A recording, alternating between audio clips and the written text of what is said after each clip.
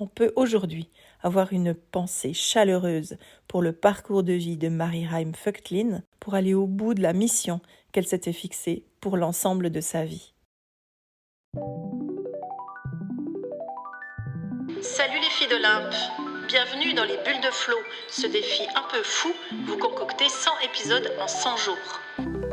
Chaque bulle sera une respiration, une histoire ou un défi pour éclairer autrement nos différences, nos ressemblances et nos fameux possibles. Je suis Florence Hugui, facilitatrice des impossibles, et je vous emmène avec moi dans mes bulles d'expériences, d'anecdotes, de dialogue avec vous aussi, bien sûr. Allez, on respire et on s'envole. On retrouve Madame Haim. C'est comme ça qu'on l'appelle une fois qu'elle est mariée, Mary Haim Föchtlin. On fait disparaître son nom de jeune fille pour l'appeler Madame Haim. Mais son nom, à elle, et elle a toujours revendiqué ça, c'était Mary Föchtlin. Celle qui avait osé, celle qui avait persévéré, celle qui avait brisé je ne sais combien de portes pour passer les étapes et devenir la médecin qu'elle est enfin aujourd'hui. La première partie de sa vie, ça a donc consisté à ouvrir plein de portes, à faire des scandales et puis à trouver la place qu'elle souhaitait obtenir. La seconde partie de sa vie, ça va être celle du fait de soigner le monde, de faire le métier qu'elle a choisi, d'être la médecin qu'elle a rêvé d'être pendant des années, pour laquelle elle a engagé une énorme énergie et qu'elle a gagné. On avait laissé Mary Haim Föchtlin hier, à l'époque où elle a ouvert un premier cabinet et que son mari avait dû accepter déjà qu'elle travaille simplement puisqu'elle s'était mariée et qu'elle avait eu des enfants. Elle est maintenant installée dans ce cabinet de gynécologie et c'est la première fois qu'une femme s'occupe et dirige un cabinet de gynécologie. C'est la première fois qu'une femme est gynécologue dans ce pays. Elle soigne toutes les femmes, beaucoup de femmes pauvres, elle les écoute et elle les défend. Et c'est vraiment extrêmement important pour elle de faire ça. Elle va très vite avoir une réputation de grande empathie et puis de beaucoup de soutien pour les femmes qui viennent la voir. À partir du moment où elle épouse Albert Haim, dont on a parlé dans l'épisode d'hier, c'est lui donc qui va lui donner cette fameuse permission officielle et puis qui va la soutenir en fait dans ses différentes activités de médecin. Et un jour, il écrira, plutôt tendre, comme ça, on va le dire en tout cas sous cette forme-là, il a écrit un truc assez marrant qui dit « Moi aussi, j'aimerais être malade pour quelques jours, que ma femme puisse me soigner. » Mary Haim Föchtlin, elle est médecin avant d'être épouse, elle est peut-être médecin avant d'être mère. En tout cas, c'est hyper important pour elle d'accomplir cette mission qu'elle s'est fixée et pour laquelle elle a déjà engagé tellement d'énergie. Ce que Marie incarne, c'est en fait une nouvelle manière d'être médecin. C'est une nouvelle manière de traiter de la médecine. C'est le soin sans la domination. Et ça, même encore aujourd'hui, c'est une recette et c'est une leçon pour plein de gens dans le monde médical qui est encore extrêmement hiérarchisé et puis qui ne laisse pas tout à fait la place aux zones de pouvoir à tout le monde. Et elle a voulu casser ça. Elle a voulu vraiment donner une nouvelle orientation à ce que pouvait être la médecine et ce qu'on pouvait être en tant que médecin. Et c'est marrant, depuis le début de ces 2 épisodes, je me dis mais c'est fou, il n'y a pas de mot pour dire médecin ou féminin. Ça n'existe pas. On dit médecine, mais médecine, c'est pas médecin. Et donc, on doit continuer de dire que Mary Haim Föchtlin, elle est médecin. En fait, pour elle, ce qui compte avant tout, c'est pas seulement de soigner, c'est en tout cas pas de dominer, on vient de le voir, mais c'est surtout de comprendre, d'écouter ce que les femmes ont à lui dire, d'écouter ce qu'elles vivent, d'écouter leurs besoins, d'écouter leurs histoires, leurs récits. Elle écoute beaucoup les récits des femmes et c'est comme ça qu'elle peut leur prescrire des traitements. Parce qu'elle veut absolument relier la santé des femmes à leur liberté sociale ou à la place qu'elles peuvent prendre dans la société de l'époque. Elle est donc pas seulement médecin, Marie, elle est aussi probablement militante, on peut peut-être le dire de cette façon-là, puis surtout pédagogue, parce que le but pour elle, c'est de donner beaucoup plus d'autonomie aux femmes et donc de leur donner les moyens de pouvoir se soigner par elles-mêmes, de pouvoir se connaître mieux et de pouvoir du coup être de plus en plus autonomes par rapport à leur couple. Elle veut une médecine qui est faite par les femmes, pour les femmes. Immense révolution, vous pouvez bien penser.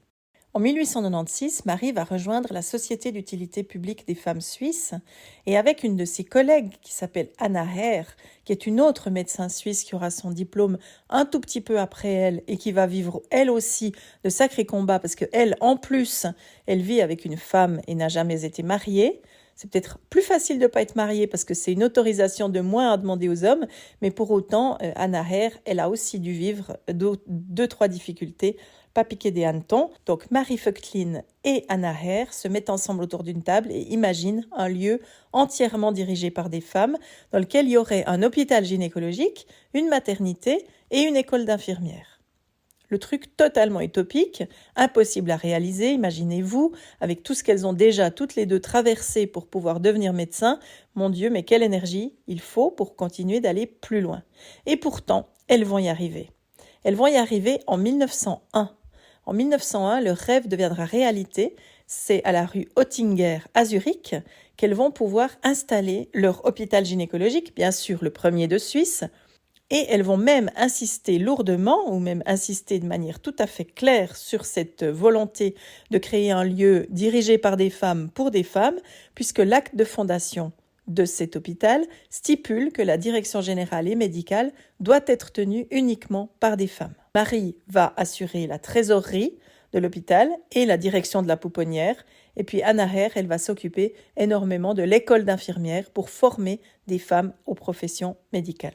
Parallèlement, c'est pas parce qu'elle lui reste un petit peu de temps, mais parallèlement, elle va militer aussi, Marie Vöcklin, parce qu'elle a bien compris que les femmes devaient trouver une place plus importante dans cette société et qu'il s'agissait de leur donner le droit de vote. Dès les années 1900, elle va s'engager activement pour le droit de vote des femmes. Elle va s'engager aussi dans un mouvement sur l'abstinence sexuelle parce qu'elle imagine aussi que ce serait vraiment bien si les femmes avaient le droit de pouvoir refuser des rapports sexuels et ne pas avoir des familles nombreuses qui les épuisent totalement. Et puis elle agit aussi pour que les prostituées puissent quitter la rue et trouver des lieux sécures pour pratiquer leur activité. Elle va publier plein de bouquins et elle va donner des conférences à travers toute la Suisse pour promouvoir une conscience publique de la santé. Imaginez à quel point cette femme visionnaire, Marie Vöcklin Heim, a été importante pour l'évolution des soins médicaux, mais aussi pour l'évolution de la place des femmes dans la société suisse. Le dictionnaire historique de la Suisse, il en a fait une notice et il va dire d'elle ceci. Constamment consciente de son rôle de pionnière, elle sympathisa avec le mouvement féministe et encouragea dans ses publications et conférences la prise de conscience publique de la santé. Elle va mourir, Marie Heim, en 1916 à l'âge de 71 ans d'une tuberculose. Mais son nom va rester gravé dans l'histoire de la Suisse. En 1991, le Front national suisse va d'ailleurs créer une bourse Marie Heim Vöcklin pour les chercheuses qui ont interrompu leur carrière et qui ont envie de la reprendre. En 1995, Marie Heim Vöcklin est devenue le nom d'une ruelle. Oui, on est dans la ruelle là, on n'est pas dans le boulevard ou dans l'artère principale comme on aurait donné aux hommes. Pour elle, ça sera une ruelle, mais enfin c'est une ruelle qui se trouve très proche de l'endroit où elle avait créé sa clinique gynécologique, clinique qui a disparu dans les années 70, le bâtiment a été détruit, mais le quartier, lui, par contre, est resté celui des hôpitaux de Zurich. Puis à partir de 2016, honneur ultime, elle aura son timbre, son propre timbre, pour célébrer le centenaire de sa mort. Marie Vöcklin, elle ne voulait pas seulement soigner des patientes, elle voulait guérir, ou en tout cas faire évoluer, une société qui était malade de toutes ces inégalités. Et rien que pour ça, on peut aujourd'hui avoir une pensée chaleureuse pour le parcours de vie de Marie Heim Vöcklin, la remercier de toutes les portes qu'elle a su exploser pour passer, pour ne pas arrêter son rêve, pour aller au bout de sa volonté, pour aller au bout de la mission qu'elle s'était fixée pour l'ensemble de sa vie.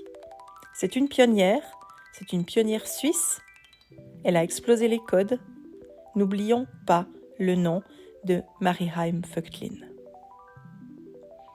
Merci de m'avoir écouté jusqu'au bout.